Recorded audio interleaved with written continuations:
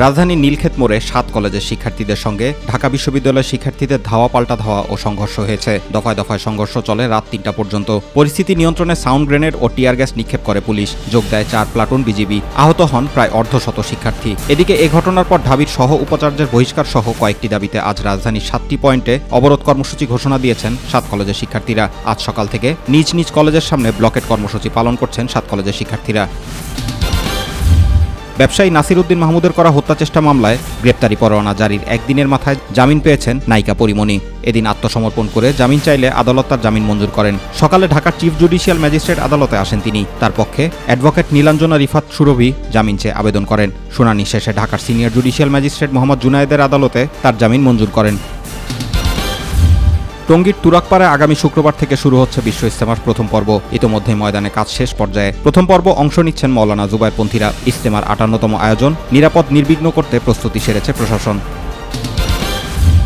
অপহরণ, গুমসহ নানামুখী অপরাধ নির্মূল করতে সরকারি বেসরকারি সব গাড়িতে কালো কাচ ব্যবহার নিষিদ্ধ হলেও রাজধানীতে তা মানছেন না অনেকেই। স্বরাষ্ট্র মন্ত্রণালয়ের নির্দেশনা অনুযায়ী শুধু কালো কাচ নয়, মার্কারি ও অস্বচ্ছ কাচও ব্যবহারও নিষিদ্ধ।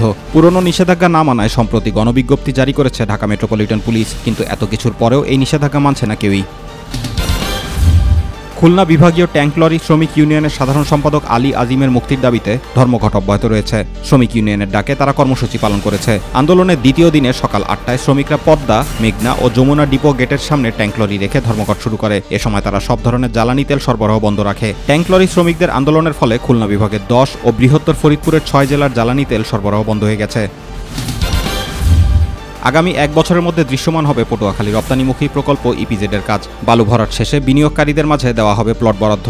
প্রকল্প ঘিরে নানা স্বপ্ন দেখছেন এখানকার মানুষ। এটি বাস্তবায়িত হলে খুলে যাবে দক্ষিণ অঞ্চল সহ উপকূলীয় মানুষের অর্থনীতির চাকা।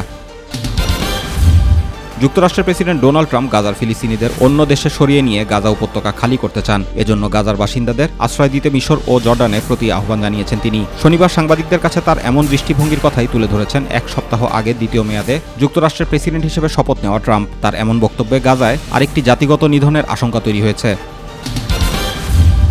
ভারতের কাছে হেরে সেমির স্বপ্ন শেষ হলো বাংলাদেশের। সুপার সিক্সের প্রথম ম্যাচে ভারতের কাছে পাত্তাই পায়নি বাংলাদেশের মেয়েরা। হেরেছে ৮ উইকেটের বড় ব্যবধানে। আর তাতে এক ম্যাচ বাকি থাকলেও সেমিফাইনালের স্বপ্ন শেষ লাল সবুজদের। অনূর্ধ্ব ১৯ নারী টি-20 বিশ্বকাপে রোববার সুপার সিক্সে গ্রুপ 1-এর ম্যাচে ভারতের মুখোমুখি হয়েছিল বাংলাদেশ।